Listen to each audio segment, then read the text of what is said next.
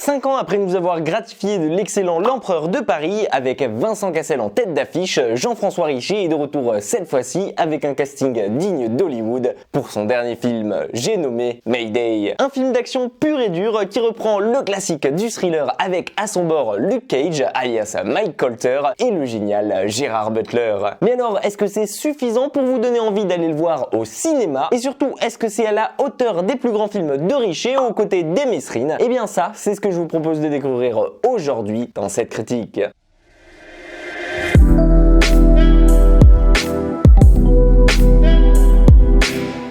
Gerard Butler incarne ici Brody Torrance, un pilote qui travaille pour la compagnie aérienne Trailblazers. On le suit alors le jour du réveillon alors qu'il doit effectuer une dernière rotation avant de pouvoir rejoindre sa fille avec qui il compte fêter la nouvelle année à Hawaï. Seulement voilà, le voyage risque de ne pas être de tout repos parce qu'il a à son bord un détenu arrêté par le FBI et qui doit être extradé vers les États-Unis. Et en plus de ça, et même s'il y a très peu de passagers à son bord, pour le premier jour de l'année, une tempête va venir secouer leur avion de plein fouet et surtout les empêcher de continuer convenablement leur route. À deux doigts donc de se cracher, ils vont donc être obligés de dérouter l'avion en urgence sur une île perdue au fin fond des Philippines et vous allez vite le remarquer, ce n'est véritablement pas leur jour de chance puisque cette île est en réalité une zone de conflit. Façon Lost, ils devront donc survivre sur cette île face à une armée tout entière avec le peu de réserve qu'il leur reste dans l'avion en misant leur chance de survie sur leur pilote qui semble avoir des talents cachés. Alors oui, je pense que rien qu'à ce petit pitch là, vous l'avez facilement compris, Mayday, c'est le film parfait pour voir encore une fois Gerard Butler sauver le monde entier. En même temps, et si vous vous en doutiez encore, après la chute de Londres, la chute du président ou encore la chute de la Maison Blanche, je pense que vous avez un peu l'habitude de l'acteur et de le voir dans ce genre de rôle, lui qui n'a pas chômé dans les années 2010, et donc qui mieux placé pour lui que de reprendre ce rôle emblématique qui lui colle si bien à la peau. Et pour ceux qui se poseraient donc encore la question,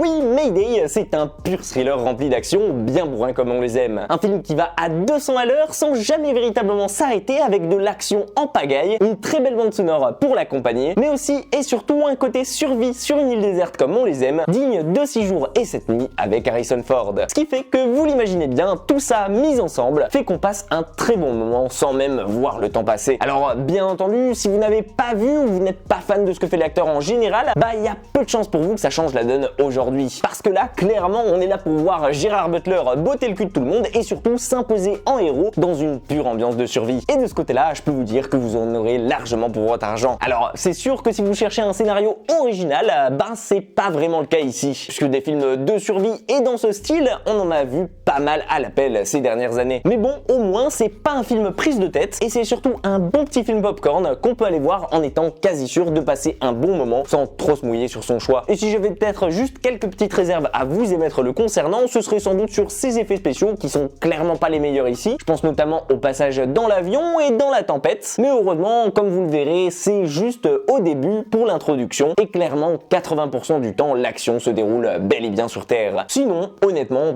personnellement, je vois pas grand chose d'autre à vous dire là-dessus. Personnellement, j'ai passé un bon moment ici et j'ai plutôt même kiffé l'ambiance et la proposition que nous fait Jean-François Richer ici. Et même si c'est clairement pas son meilleur film à mes yeux et que ça reste pour moi L'Empereur de Paris, eh bien avec Mayday, il nous offre ici un solide petit film d'action dans lequel on s'ennuie à aucun moment, surtout grâce à un Gerard Butler qui est remonté à bloc, aux côtés d'un Mike Colter qui est tout aussi grand pour le seconder à l'écran, et franchement je pense que c'est une des recommandations les plus faciles que j'ai eu à vous faire sur la chaîne. Surtout si vous êtes en manque d'action, que vous cherchez un bon petit film à aller voir au cinéma et que ça fait longtemps que vous y êtes pas allé. Que vous soyez donc un fan de Gerard Butler ou bien tout simplement de ce genre de film de survie, je pense sans trop me mouiller pouvoir dire ici que vous allez bien kiffer. Et vous justement, qu'est-ce que vous en avez pensé? Est-ce qu'il y en a parmi vous qui l'ont vu et qui l'ont apprécié? N'hésitez pas à me dire dans les commentaires votre avis sur Mayday, j'ai hâte de lire tout ça. En tout cas, si la vidéo elle vous a plu, n'hésitez pas à lui laisser un petit j'aime et à vous abonner à la chaîne si ce n'est pas déjà fait. Prenez soin de vous et quant à nous, on se dit à très vite pour une toute nouvelle critique.